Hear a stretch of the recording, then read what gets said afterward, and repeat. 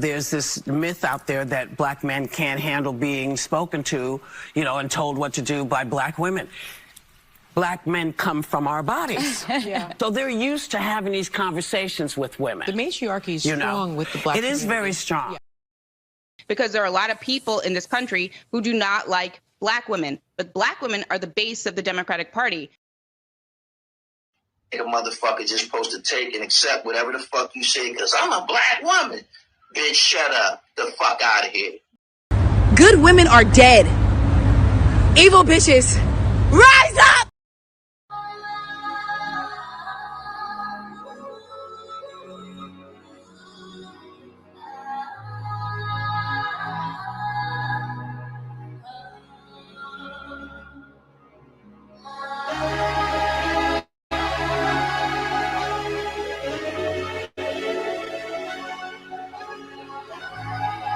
Hey, yo, Quantic, run them bands up.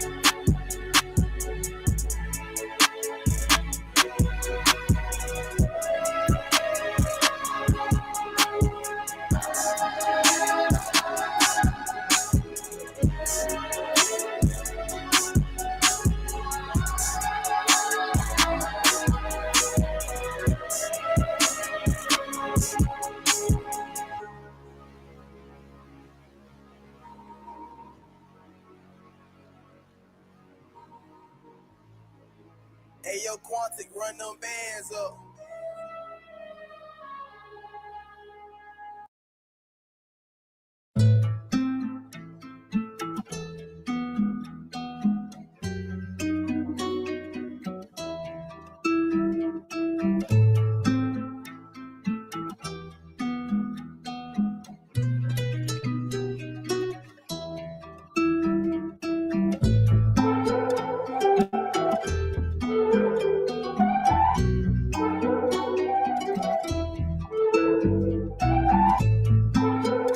Hey, yo, Quantic, run them bands up.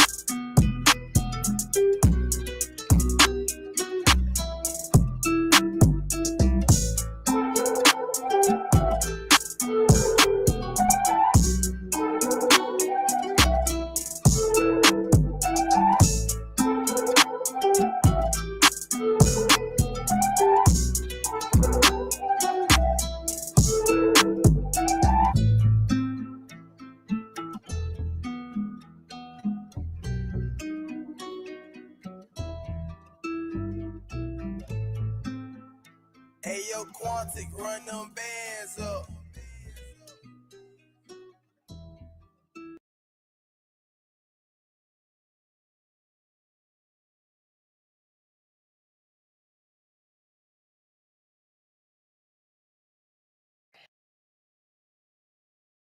24 women make up about 12% of law enforcement officers in the U.S., a significant increase from the nearly 1,000 female police officers recorded back in 1974. Women, though, still underrepresented in leadership positions within law enforcement. The Baltimore Police Department, however, on track to change that now. This Women's History Month, reporter Caroline Forback and photojournalist Sean Mullen followed two women who are rising through the ranks. Roll call. All right, everybody have a seat. At the Baltimore Police Department's Eastern District, women make up 22% of personnel. Stand by for inspection. Depending on who was working and who wasn't, it would be a roll call room full of women and like two guys.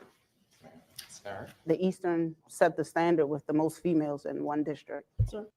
So during the years where Baltimore is experiencing historic levels of general mayhem, all kinds of crime, you have at least one police department in the city who has a primarily female roll call. It's mostly women, like one or two dudes, according to her. Fascinating. And like two guys. Sarah. It would be a roll call room full of women and like two guys. Sarah. The Eastern set the standard with the most females in one district. 19-year veteran Sergeant Jennifer Bell started as a cadet right out of high school. The pressure is intense. She says the job was challenging at first. Knowing that I could get injured as soon as I start my shift, knowing that there's a chance I wouldn't make it back to my family. She says she looked up to her first sergeant, now retired Deputy Commissioner Cherie Briscoe, who helped her stick it out. You could come to her if you had a problem, but she was going to tell you the correct way to handle a situation, but she was always there for the cadets. Officer Shabria Ellison was David in the chat wants to ask, he says, I need a baseline. Exactly when was the zenith of Baltimore? I think zenith is a word referring to its peak, which means its eventual decline right after that. I would say white flight. Whenever white flight began to happen in Baltimore, that was when it was pretty much downhill. The day before white flight, Baltimore was at its zenith. was a cadet just 3 years ago. She says she knew at a young age that she wanted to be in law enforcement. When I was in the 8th grade, there was a female school police officer at my middle school, and she was always really nice to me. Being a young girl at the time, it was something that just kind of gave me an inspiration that, you know, that could easily be me. I wonder if she was also of the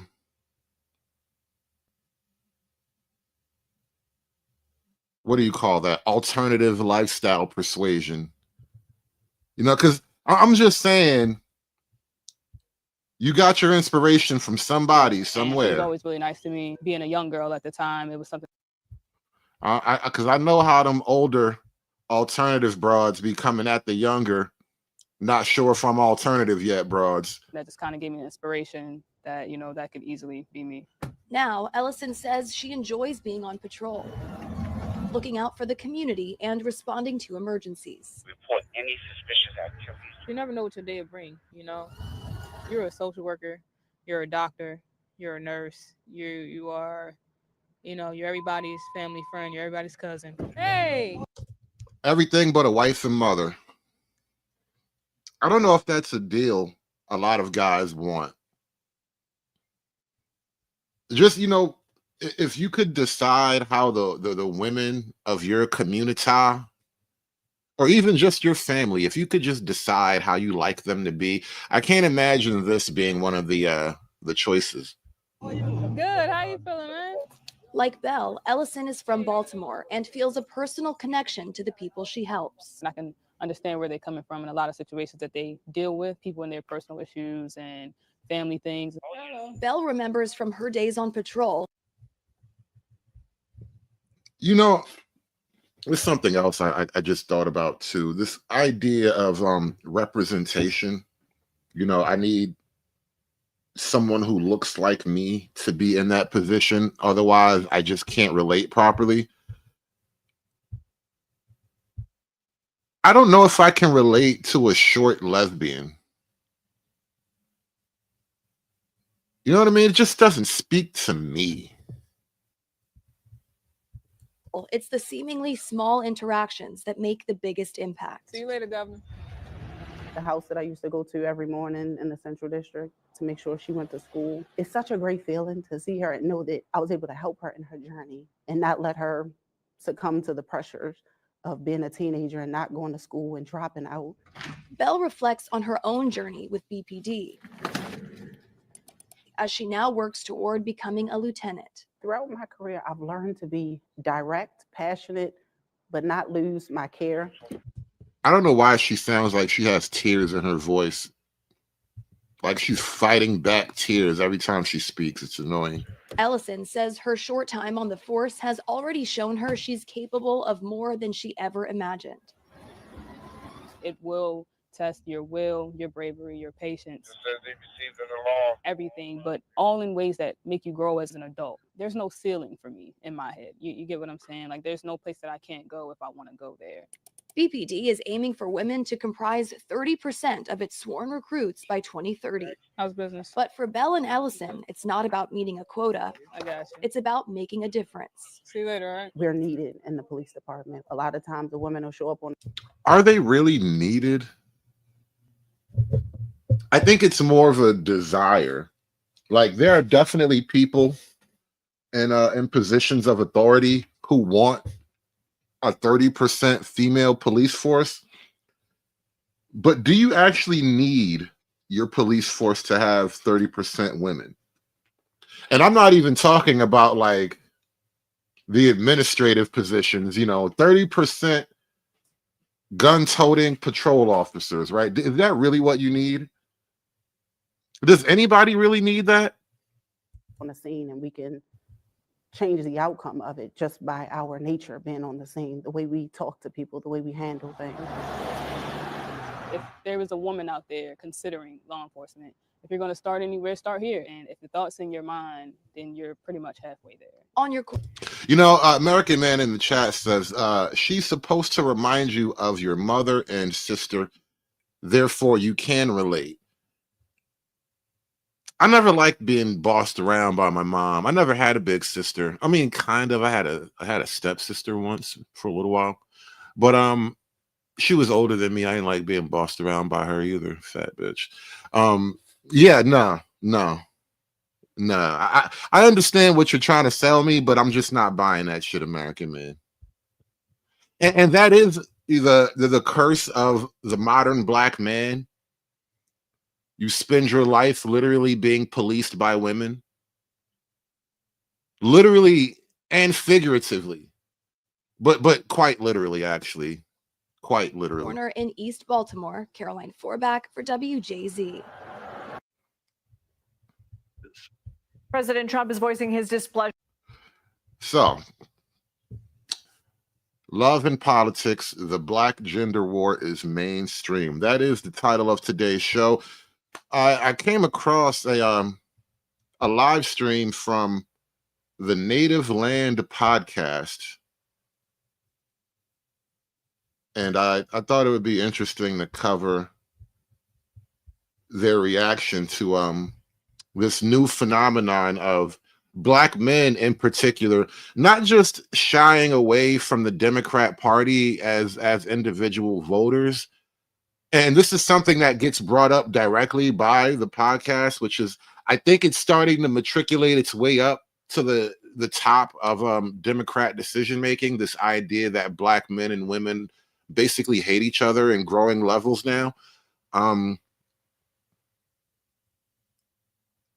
idea that all of black men's social and romantic frustrations with black women have now begun to translate into what is effectively a campaign of political sabotage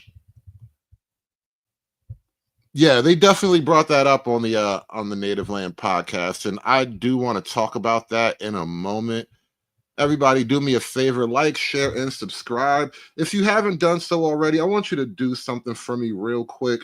Everybody over in the main channel, we're trying to pump these numbers up over here. So what I want you to do is to make sure you are subscribed to the backup channel This Week in Oppression with the Hoodservative, because we need to get this other channel across the monetization threshold. I am like 1,000 listening hours away. I think I'm under 1,000 hours away. I'm just at the threshold of this monetization campaign we've been on for the last couple of months here. Been doing a pretty good job keeping those numbers active on the other channel. Hopefully what I can do is move all of my effort to this backup channel, and once it's monetized, fingers crossed. But do me a favor, follow me on This Week in Oppression. If you haven't noticed, the main channel doesn't really have much content on it. I talk about stuff all the time, and you don't really see it on the main channel. I'm going to delete most of the new content off the main channel, at least for the time being. So if you want to catch reruns and replays, you got to follow me on This Week in Oppression. You got to click the link, subscribe to the backup channel, or you could just follow me on Rumble, because everything's on Rumble. But that being said, let's get into today's discussion. Politics is now the Black gender war is now affecting politics.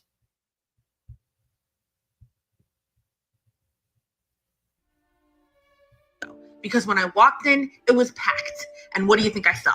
What do you think I saw? What'd you see? Exactly what I thought I was going to see. What? 80 women sitting alone. No men in sight. None. I saw so many Black women try to solve a problem in dating by starting to host events in person, trying to create third spaces to facilitate dating like offline. And you know what would happen every single time? The men were not signing up. They would be selling tickets to speed dating, and they would always end up with men's tickets on sale. Always, because they weren't buying any. Just the other day, a big account that I follow for Black creatives did like this cute Cupid thing where they were like, hey, send us a profile about yourself and we would love to post it and like play matchmaker. Sounds like a cute idea, right? Not one single man sent their profile in. And mind you, this is an account that has well over 100,000 followers. It's just time to stop. It's time to stop. They have made it very loud and clear that they do not a singles event, and here's why I think we're doomed to be single for the rest of our lives. That was a bit dramatic, but let me tell my story. So I went to singles night at Church's Charlotte campus.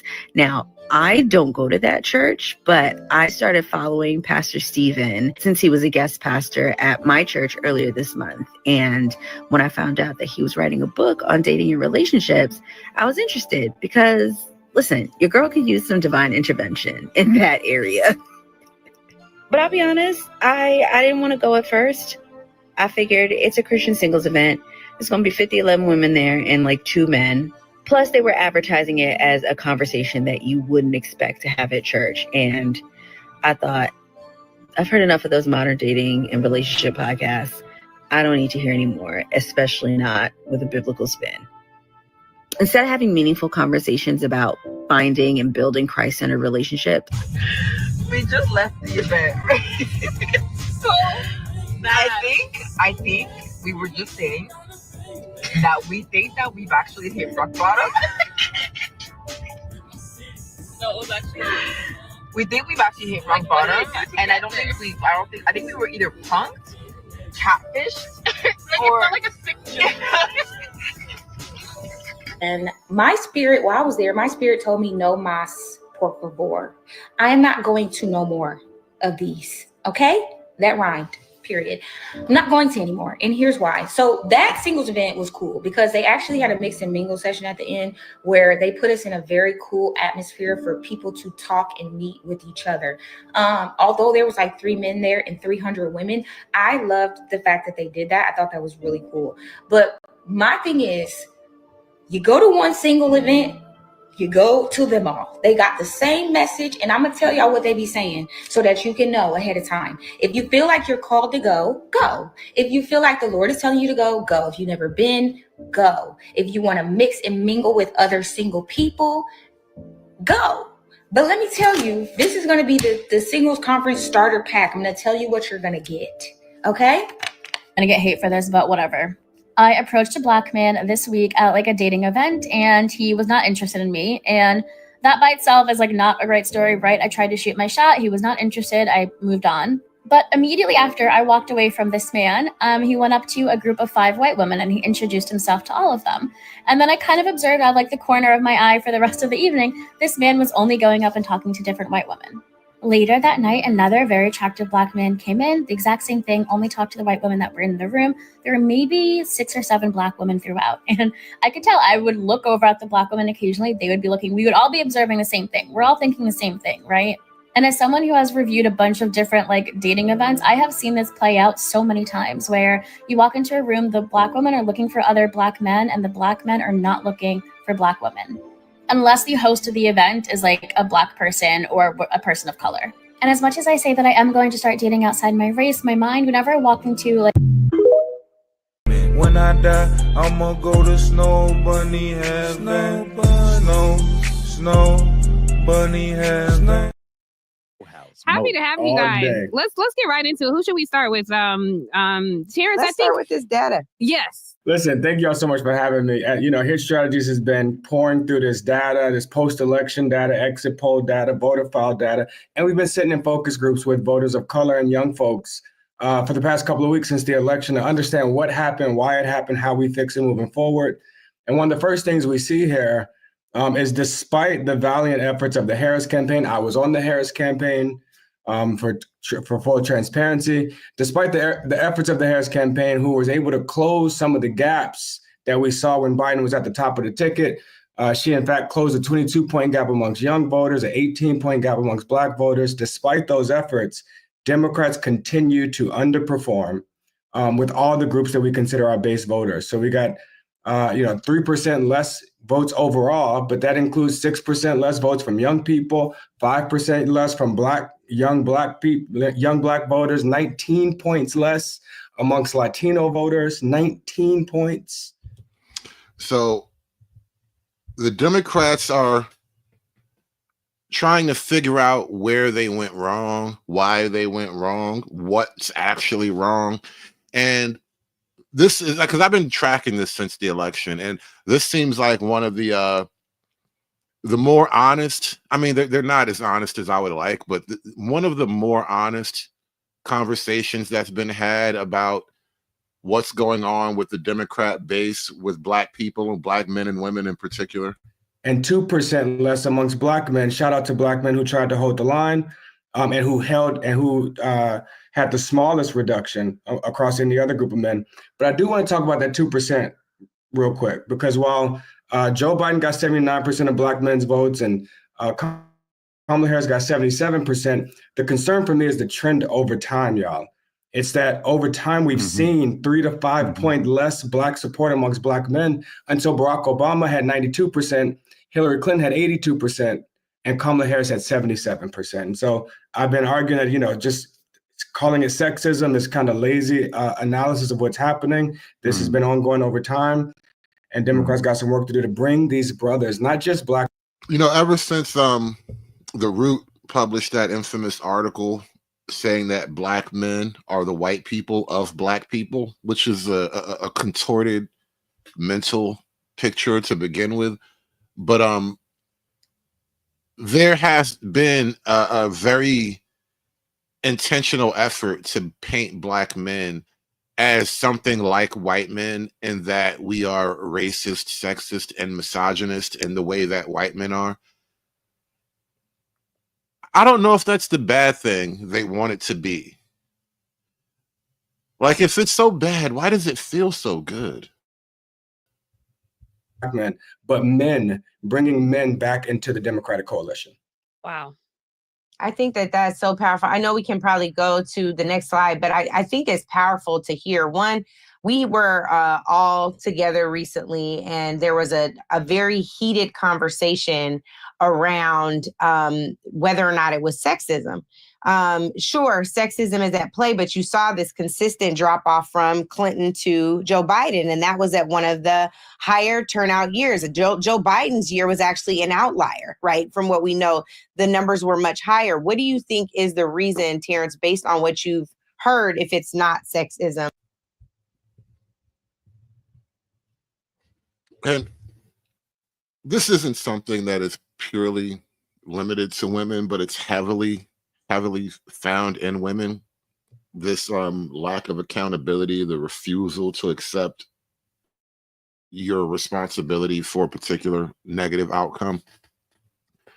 And because the Democrats as a party are such a female-dominated, female brain kind of party, they are now in this female posture of accountability aversion.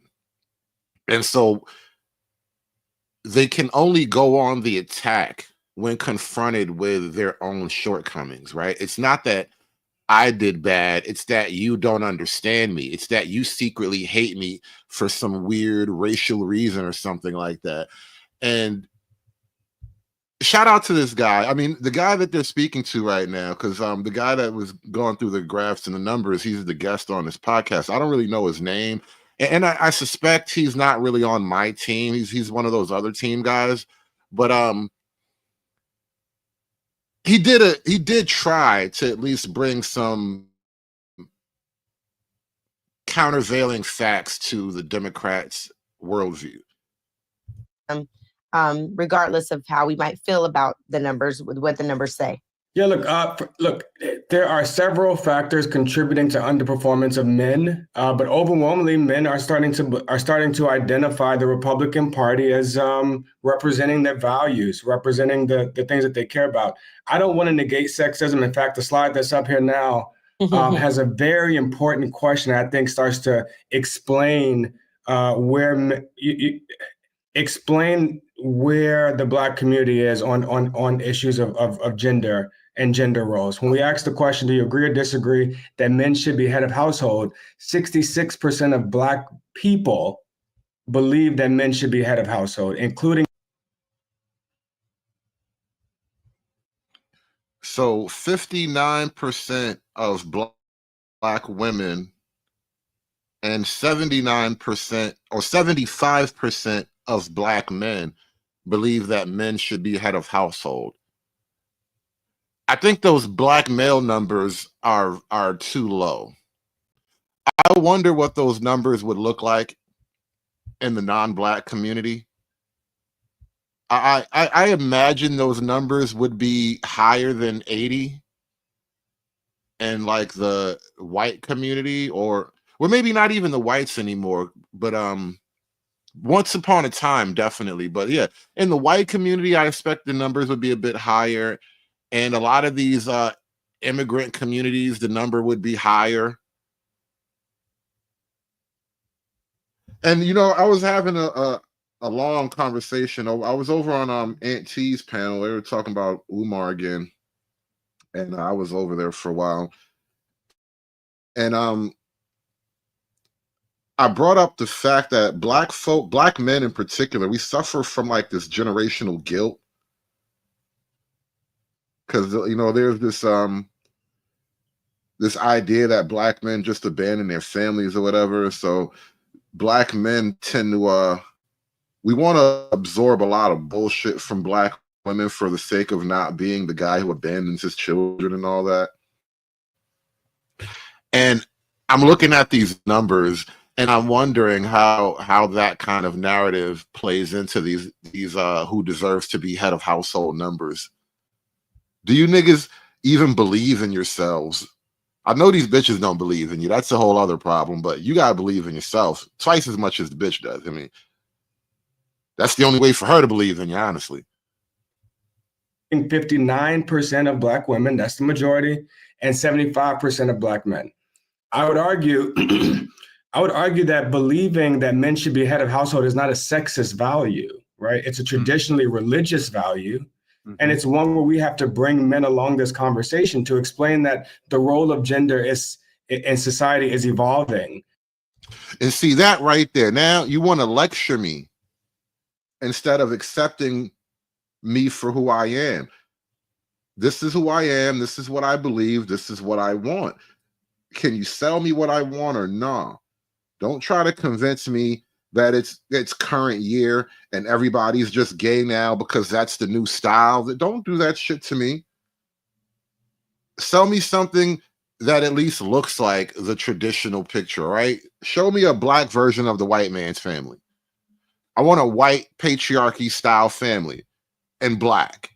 And for all their talk about black people support the idea of black men as head of the household at 66%, they never legislate on those grounds. They don't offer any policies, programs, or laws to make me believe in those numbers, tell you the truth.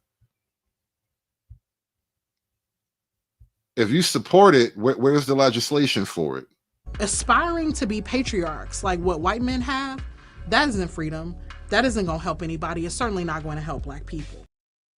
Conversation to explain that the role of gender in society is evolving, and there's a place for them in it. When Barack Obama was running for president and racism had the Yeah, I don't think black men like the place that the Democrats have carved out for them in their new world order.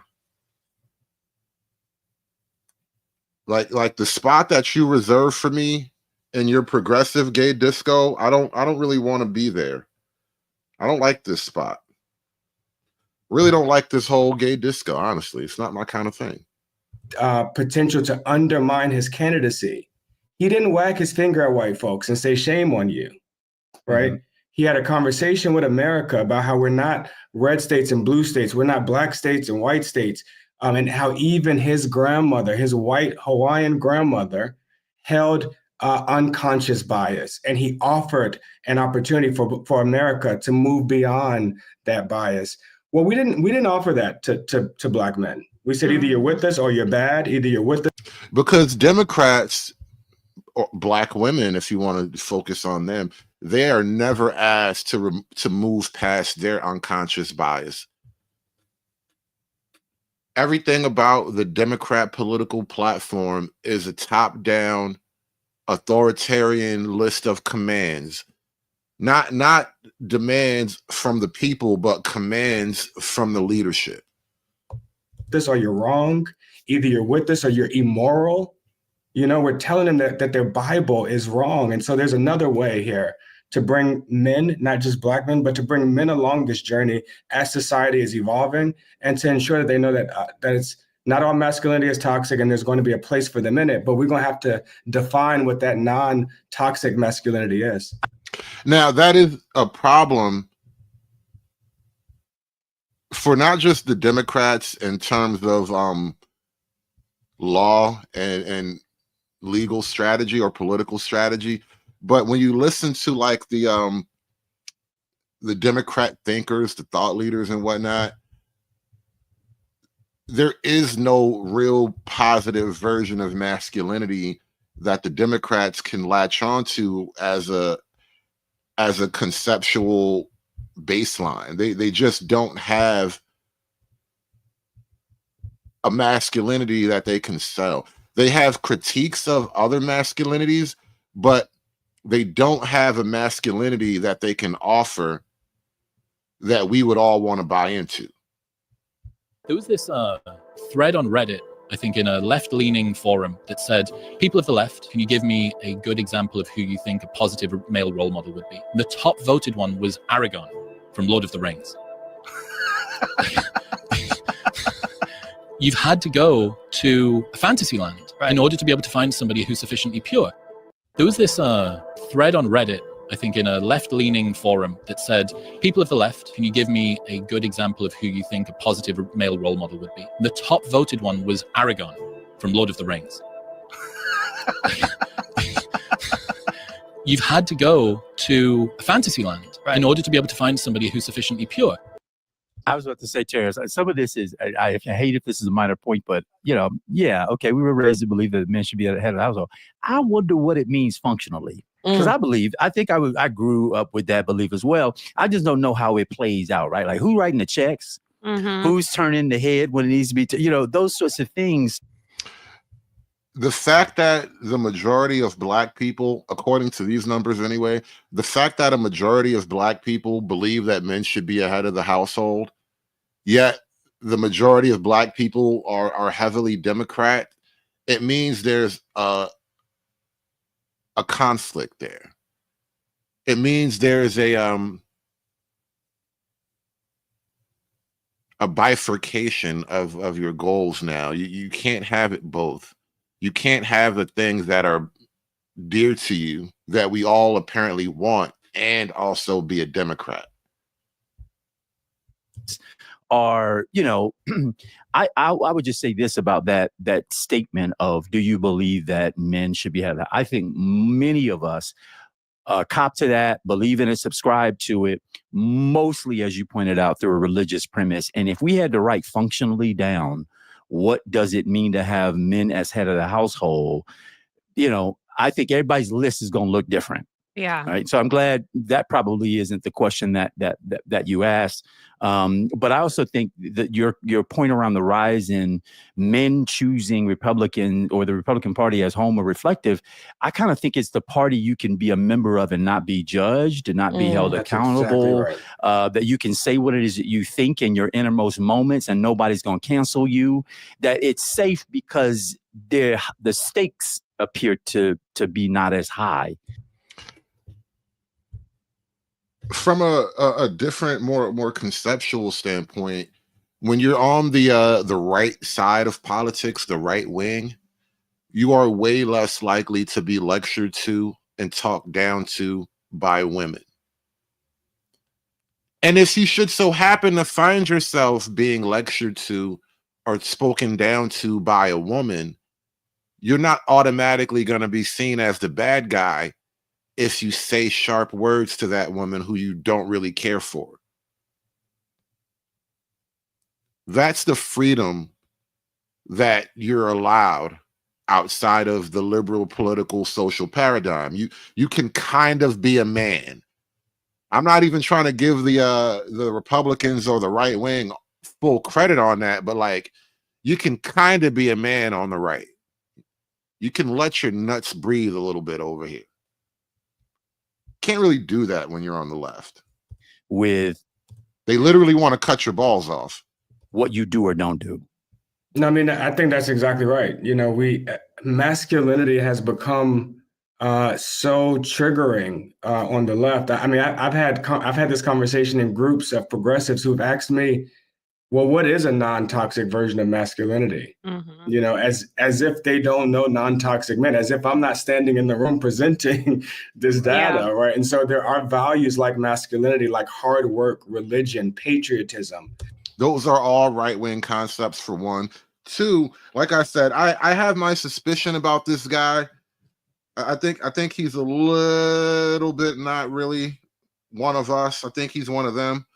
And the main problem that a lot of guys that are moving to the right have when the left attempts to embrace masculinity is they literally prefer you to be gay.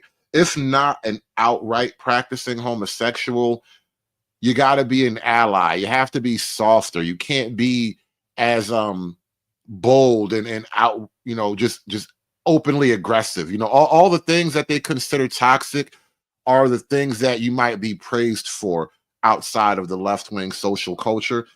And it just comes off as, you only like me if I'm gay. What am I supposed to do with you once I realize this about you? Family, all these things that we have ceded to the right. I had a young man tell me in a focus group, anytime he sees an American flag on somebody's house, he knows they're white and he knows they're Republican. Well, we're not going to be able to just cede family values, patriotism, masculinity. I can tell you right now, all of those values are more important to my father than the Democratic Party. Can I ask you really quick? By the way, this is quickly becoming, I just texted the co-host. I was like, this is my favorite podcast ever so far. I know. But I'm so into it. I'm really into it too. So thank you guys. Gary, I want to get you in here because I know there are some not thoughts and feelings and ideas you have. Like you don't necessarily do focus groups, but you be in the streets with the people. So I want to hear from you on like not only the part about the head of the household, but also what you think is the cause of the shift. Now Terrence typing his ass out. I was gonna say, who is typing? That's Terrence.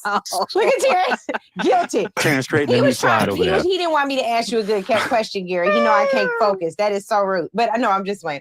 But the head of household piece, especially being in the South, but also what you think is the reason, like when you talk to people, what's the reason for them to have even either stayed at home in 24, particularly Black men, or to have voted against their interests and voted with the Trump party? You know, it's funny. I came across a clip of this guy in this actual segment right here, and I really didn't know where it came from. I didn't even really try to track it back to its original source, and now I realize where it comes from. And this is Gary Chambers, I believe, from Louisiana. His claim to fame was being the first person ever to smoke weed in a political ad. And he's going to go off to make some points about Black women that I'm going to comment on in a minute. I'm not even going to ruin it. I'm going to let him walk right into it. I think it's first of all, thank you all for having me today. Thank you, brother, for being here. An important conversation. I have struggled with what I feel is getting the voices of Black men to be heard in this season, right? I think that there's been a period of time, and Black men and men, the patriarchal structure of America, has been guilty of muting women and their perspectives for so long. What patriarchal structure of America, though? I don't know. Honestly, I think if once you go back to like the 60s, whenever divorce laws really got crazy, or yeah, I would put it around the 60s somewhere, but America is no longer a patriarchal country. That once we began to sit back and listen a little bit, our voices in response have not been heard. And I think you see that in the reactions in elections, right? I think that overwhelmingly, we see that Black men want to be for the policies and the things that Democrats are for. However, if you are telling me that I have to be for something, well, damn it, I'm a man, right? I ain't got to be for nothing. And so what you see in some men is a automatic rejection to the fact that I get to have a say in what is happening here, right? We have been talked at so much rather than talked to.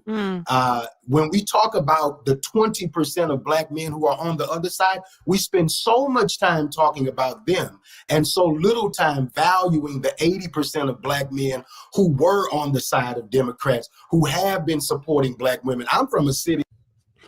You hear this? The role of the Black male rank and file Democrat voter is to support Black women. This is something I came across a while back doing this kind of political commentary. But I realized that the political goals of Black Democrat men are exactly one for one the same as the goals of Black women. That should never be. Just as a general rule of thumb, men and women should have different outlooks on what should be done. And ultimately, the man's vision should win most of the time. But the idea that from a political standpoint, we want exactly what the women want, that makes us politically women. The Black male Democrat vote is effectively a female vote because there is no distinction from what those men want and what those women want. They are in lockstep. And that is a terrible thing for me once I realized it. Baton Rouge, where for over a decade, the majority of our elected officials in the Black community were Black women because Black men and women put them in power. That's how we ended up with a Sharon Weston Broome as the first Black woman mayor of our city, right?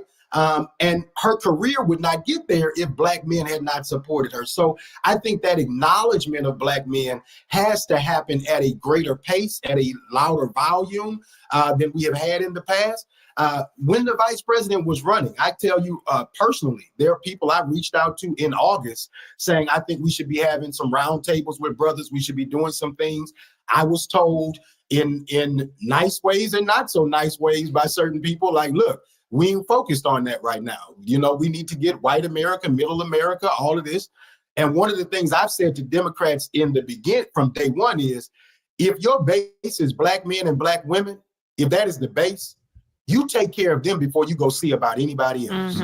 Yeah, that's another problem that the Democrats have, and it's a stupid problem to have when you think about it. If you are a national political party, how can your base be only 13% of the country? A shrinking 13% at that, right? But that is a structural issue for the Democrats, which this is why they are making a hard pivot toward Latino season. But that's a huge problem in and of itself. And I think for the Black Democrats, what winds up happening is you overvalue yourself in the grand scheme of things. This even translates into the Black male-female social order. Black men are almost across the board looking at Black women and saying, you have overvalued yourself. You think you're worth way too much. Right? You make sure that those people are satisfied, that they feel value. And in our community, Black women are always more loyal than Black men are going to be in these situations. If you come testing us with certain situations, we're going to look for the other option. Okay? People in general are loyal to their resources, right? This is across the board, male, female. Black women's loyalty to the Democrat Party has nothing to do with moral clarity, moral superiority. They're not leaders of a historical movement. They're not the backbones of the community. It's not for any of these reasons. Black women's loyalty to the Democrat Party is a simple matter of power and freedom. Through the Democrats, they have the power to live apart from and free of male cooperation or authority. It's really that simple. And they'll pitch this, high horse proposition to you as if, we're the wise earth mothers trying to save you from going off this Trump cliff. But the simple fact is, Black people in general are heavily invested in federal employment, meaning Black women, to a large degree, are literally married to the government. This is why I was watching a lot of this Doge stuff recently with just a quiet glee, because I knew statistically most of those people getting fired for waste, fraud, and abuse were going to be women, mostly white women. But then out of the Black people that got fired, it would be mostly Black women. There's some Doge in this house. There's some Doge in this house. There's some Doge in this house. Black women have a lot more. Black women have a lot more to sacrifice through this government, right? The government isn't trying to take away our right to see a doctor the way that we need to. So there are certain things that Black women cannot negotiate with in this scenario that Black men can. The other thing I think is the Democratic Party sucks at an economic message. When you talk about this conversation about who's the head of household, Black men are concerned about how they provide for their families, how they show up in the world financially, and how we do that. When we look at 59% of Black women saying that they see that role is the head of the household is for a Black man, that is because they see the role of a Black man as providing for his family and creating stability for his family. I really want to, I would like to get into those numbers. I really don't believe that many Black women truly believe that, because the rest of the numbers don't support that belief. It would seem that it's impossible to have this incredibly high out of wedlock birth rate with those numbers. Whether that is a 50-50 makeup of the household or taking care of 100% of the bills, because there's a lot of Black women in America who don't pay a bill because a Black man pays them all. Okay, that cannot be true. 50-50 makeup of the household or taking care of 100% of the bills, because there's a lot of Black women in America who don't pay a bill because a Black man pays them all. All right, that would imply you are a housewife, 24/7 homemaker. That would mean you have to be at the income level where that is actually feasible. That would mean you're telling me that there are a lot of Black women who are at that income level who are also homemakers. I don't believe those numbers. I don't believe that. Well, you didn't even put a number out. You just try to create a reality in my mind. No, there are not a lot of Black women who are full-time homemakers. It is an economic luxury, for one, and two, it's just not really culturally what's the norm in Black America. Okay, those Black men are not praised or considered enough in the conversations. And that is a part of the problem, because we spend so much time listening to the podcast bros who have gotten so much voice in this hour that we have abandoned the voices of the men who have been angry. Now, this is why I felt a particular need to cover this, because, you know, he had to come and talk about the podcast bros. You could have kept it all political. You could have kept it up there in the corporate office. You could have kept that at the political rally. But now you want to drag it to the YouTube streets. And that's where I live. So you're obviously talking about me on my block. I know this fat nigga really think he gonna pop shit about me on my block. Voice in this hour that we have abandoned the voices of the men who have been anchors in our communities for decades. The reason I learned how to follow a Black woman's leadership, my pastor was a Black woman who had a Black husband who was 6'5" and 250 pounds, who would pound you on the top of your head if you said anything about his wife. He learned how to follow a Black woman's leadership from a Black female pastor who had basically a nigga named Bigger Longer as her husband / enforcer.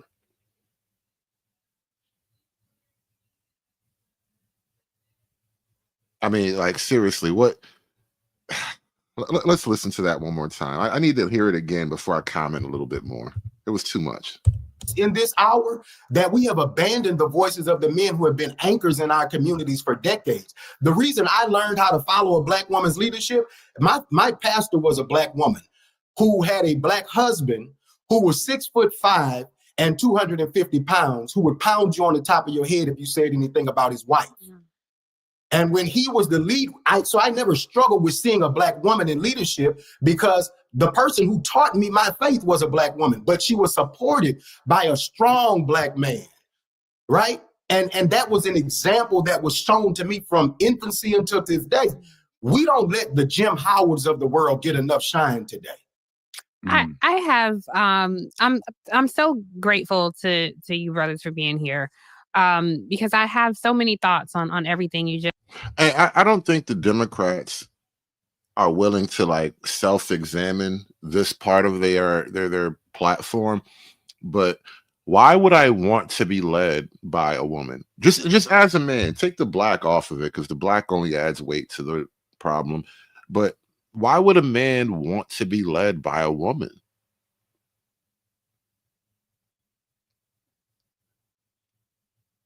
The Democrats seem to have this pathological desire to rewire every element of your natural operating system. Just said. And Gary, every time you speak, it almost feels like I'm in church. I feel like you always, delivering a word. So I really appreciate your perspective. So I'm saying that if you will give me a little bit of space and grace to vent a bit, because I see these slides and I try to be really honest and unfiltered on this podcast. So one area where I feel like I filter myself is when I'm talking about Black men, because I never wanted to come across like I'm putting Black men down, even though I believe we rightfully have some righteous frustrations with our brothers. Now, Tiffany Cross was definitely one of the women who got called out for putting Black men down. And just like Joy Reid, there was a lot of Black men clapping, doing a golf clap when her show got canceled. There was a lot of Black men just quietly because we remember. You must think I forgot, but Pepperidge Farm remembers. Roland made a really legitimate point here. I will say, a lot of Black men sometimes feel like they're ignored or they're put down, particularly sometimes even by Black women in the media. So this is not that. But I do hear Roland's point that felt ignored. But you feel ignored, and then you go over to the other side. The oppressed feel oppressed. So then you go and try to align with the oppressor. So I'm not putting Black men down, but sometimes it's like, well, some of you Kevin Samuels following Tariq Nasheed quoting people, please look at the truth and see what's happening and get in line with some of the. Notice how the podcast bros are universally hated by the political class right now.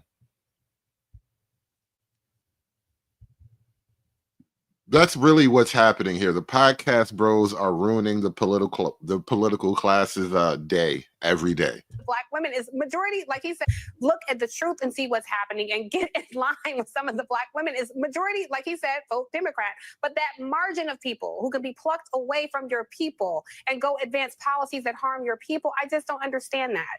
Roland. Black men just aren't feeling the unity that Black women are selling right now. In transparency, I'm writing about this. So y'all will read about all of these thoughts. And that's why I find the data so fascinating. One, when they say, when Black men say their thoughts about being the head of the household. Okay, you believe Black men should be the head of the household. Does that mean a Black woman cannot be the head of a nation? And I wonder what the dichotomy is there. Two, yes, Black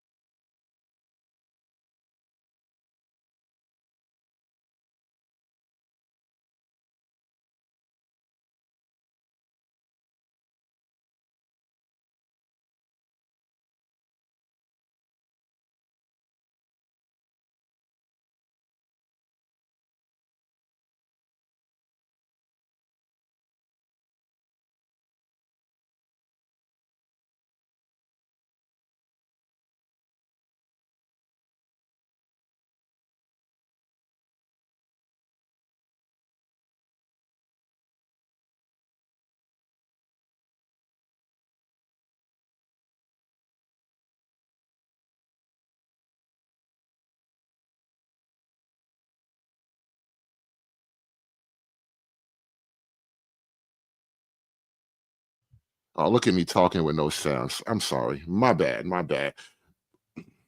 But Black women, black people for a while on these panels, they get to hide behind this sort of reputation that Black women have been like the strong, single, independent head of household holding it down, making everything possible, you know what I mean? And Black men just aren't really buying it anymore. And also, Black men are in a unique position to actually give truth to this narrative, to actually give truth to this lie. And if you are not good at running your household, we can't expect you to be good at running a nation. We don't want all of America to be like Black America. And so this argument that Black women should just be allowed a shot at running the nation because you've done such a great job being single moms. First of all, you abandon your roles as wives / mothers, and now you don't really do a great job as single moms, but we're supposed to ignore all of that and just operate on hope and faith. Being the head of the household. Okay, you believe Black men should be the head of the household. Does that mean a Black woman cannot be the head of a nation? And I wonder what the dichotomy is there. Two, yes, Black men overwhelmingly are Democratic voters. I would be remiss if I didn't remind everyone that when this country had an opportunity to elect the first Black man to the highest office of the land, everyone in the Black community were right behind him, post-primary. Everybody rallied behind him. You did not hear droves of Black women saying, well, wait, before I give him my support, what's he doing for me? I don't want to hear about Black women. What are you doing specifically for me as a Black woman? No, we were right behind President Obama. We were right there campaigning, organizing. And sometimes it does feel like Black women, we keep the greater good in mind. Our interest is not so self-centered. That right there is bull. Nobody believes this. Nobody, and the Black men in particular don't believe this anymore. We have seen your selfishness. We have seen your lack of team spirit. We have seen your uncooperative DMV attitude. We just don't believe that you are selfless and self-sacrificial. And there's this saying going around now, Black men will sacrifice they will sacrifice their happiness for the marriage. Women will sacrifice the marriage for their happiness. When we organize, we are organizing for the greater good.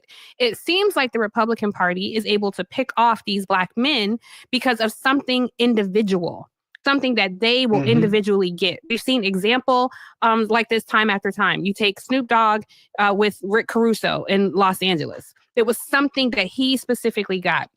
You can take, I don't want to center on celebrities because they're, this is across the board, but it's something that speaks specifically to them. As a woman, I'll be honest, I do have some belief in what people might call toxic masculinity. One, I don't want to drive ever. Like somebody else needs to always drive me. Two, I ain't never pumping no gas. I don't never want to pump. Now I don't want to touch gas. That was a weird segue for her to say that you have belief in toxic masculinity and then immediately go to, I need people to do things for me. I don't understand what you're even talking about, but I think it tells me that in your mind, men's role is a role of service and servitude. One, I don't want to drive ever. Like somebody else needs to always drive me. Two, I ain't never pumping no gas. I don't never want to pump. Now I don't want to touch gas. Somebody else is doing that. Three, I don't want to take out no trash. Like I do believe in traditional gender roles in a lot of ways. And I think there is something interesting happening, which is a person who believes in traditional gender roles would not also believe in this concept of toxic masculinity.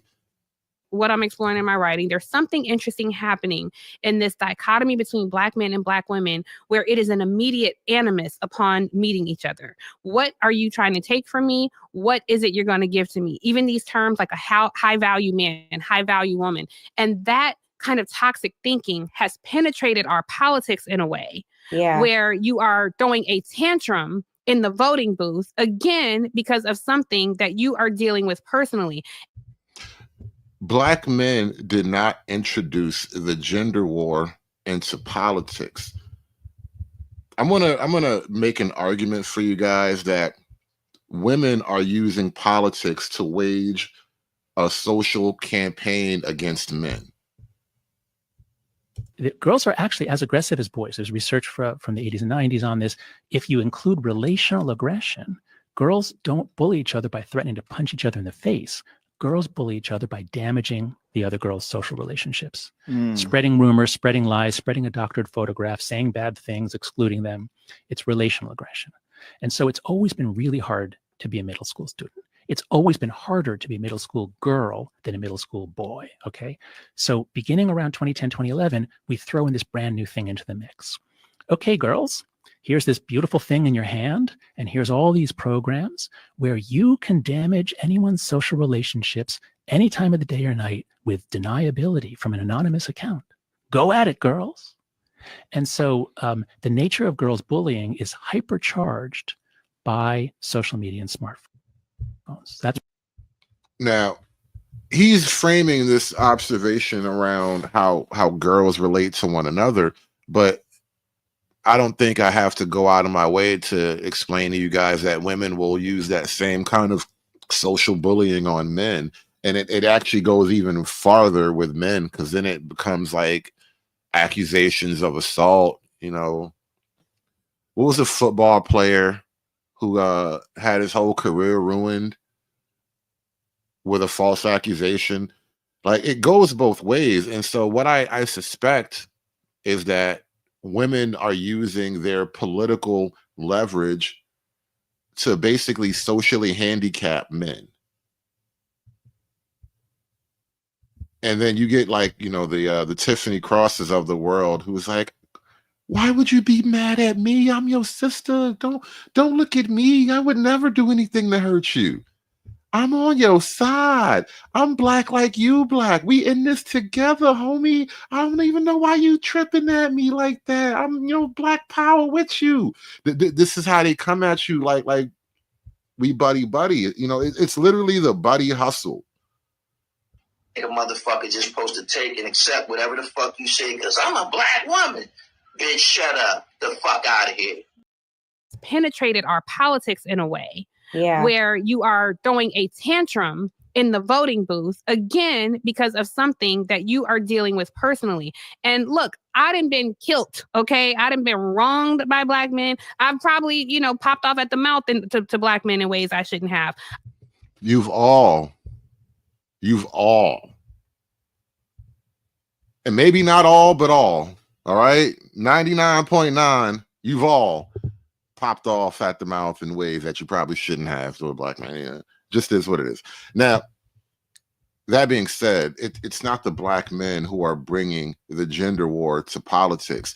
Black women have always used politics to wage a gender war. And if we continue to put people into office, and that even means some of our skinfolk who definitely are not our kinfolk, such as Byron Donalds, who are going to continue to say that, like, I mean, the fact that you sitting around talking about life was better under Jim Crow, like, is this because you don't understand history?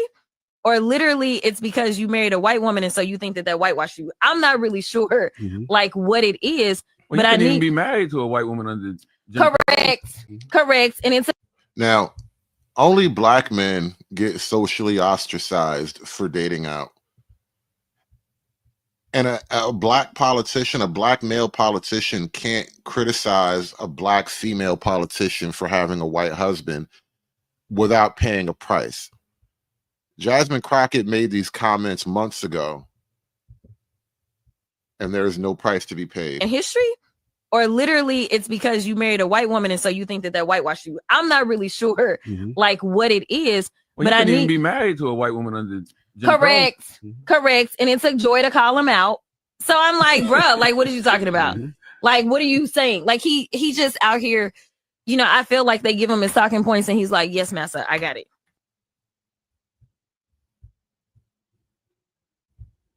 This is what I say you got hoodwinked, and that's okay. That's okay, because as I was just telling somebody just a minute ago, I have dated in my life. I know they've been talking about whether or not I'm married and all this other stuff. I'm not married, never married, okay? Just want to get that out there. but I have dated.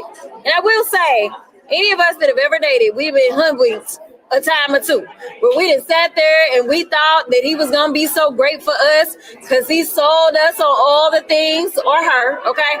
And then we realized they ain't shit. That's where we are, and that's okay.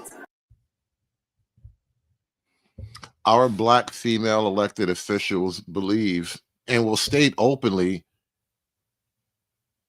Black men kind of ain't shit.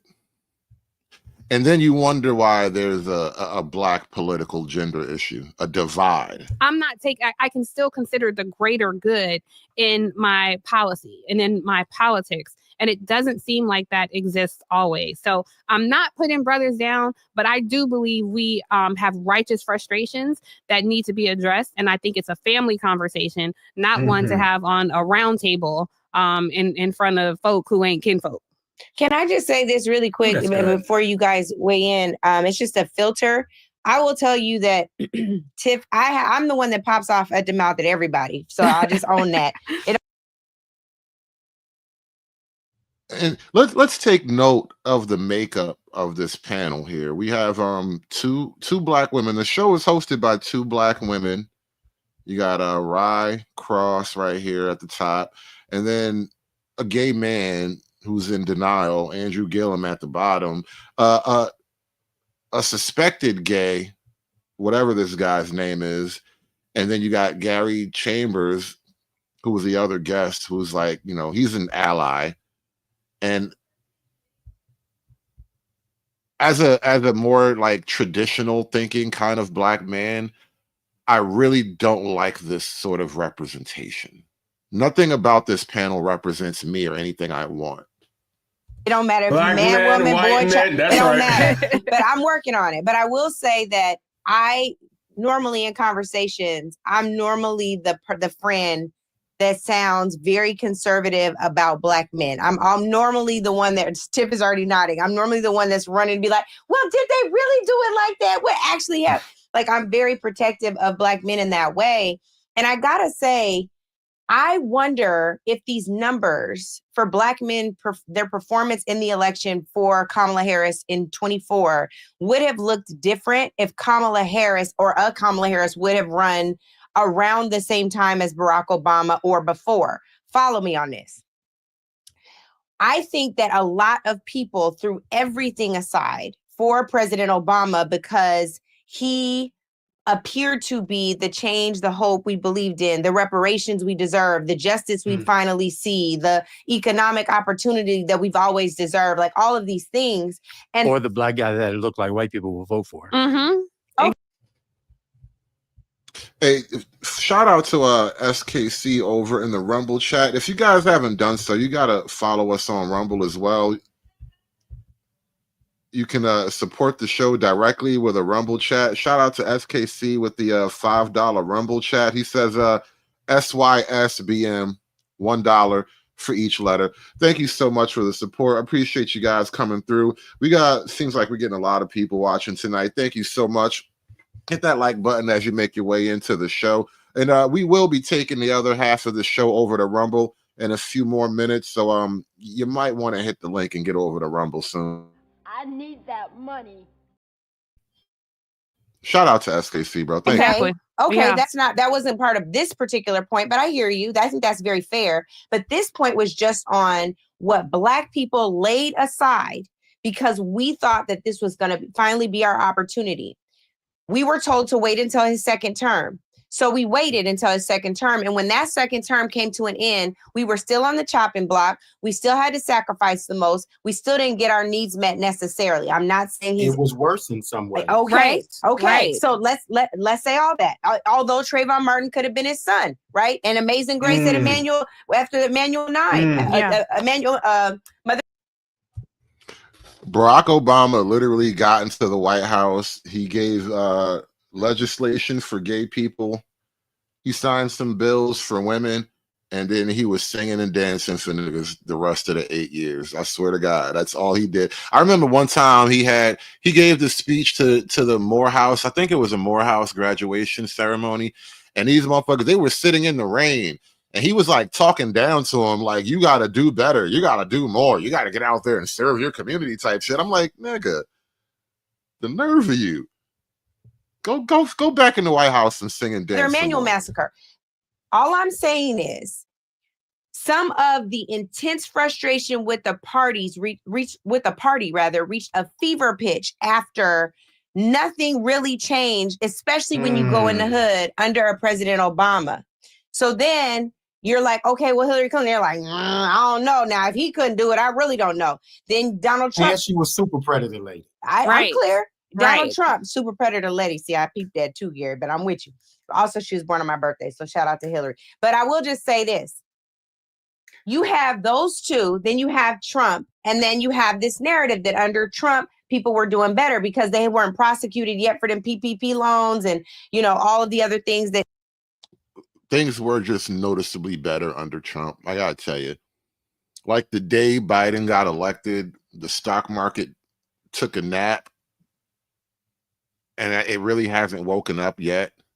That check felt like it was going to go a little further. They didn't really understand the congressional role. They don't really remember it feeling like that under Joe Biden. Joe Biden is the same Joe Biden of the crime bill, to bring that back in, Gary, but they still pushed it aside. Particularly in 2020, because there's this George Floyd moment, but the George Floyd moment was lost too. And so we're back at square one. And you're back at square one because the George Floyd moment was literally taken over. I can't even say taken over. It was just dominated from start to finish by women and gays. Black men started to notice that dead black men, straight black men, their deaths would be leveraged by women and gays for political gain. Nothing of value to your average straight black man who, you know, wants to be the head of the household, as we were talking about. Nothing of value was gained by those guys. But the women and the gays, it's been a gay disco for them nonstop for years.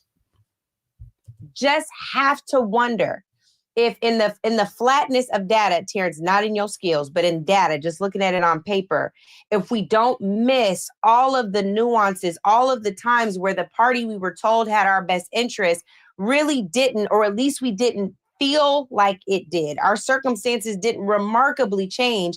Did she get penalized for all of the baggage of the party and not so much because this was a woman at the top of a ticket? I'm not saying nobody was saying that BS. But I got to tell you, there are a lot of folks who are close to me who held their nose and voted for the party, not because Kamala Harris was at the top of the ticket. Kamala Harris was a universally disliked bad candidate. She would have never earned her spot on the ticket on her own. And so to even blame that on anything like sexism or racism is just you going out on the attack for no good reason. But you're also ignoring simple truths. It wasn't that people didn't want to be dominated by a woman. I mean, at the very least, if we're going to vote for a female president, at the least, she has to be liked. She has to be well liked. That's a general rule of thumb for women across the board in life. Women do better when people like them. As you guys answer, I would love for you to address some of the things I was saying, because I want to be clear. I'm not representing a party.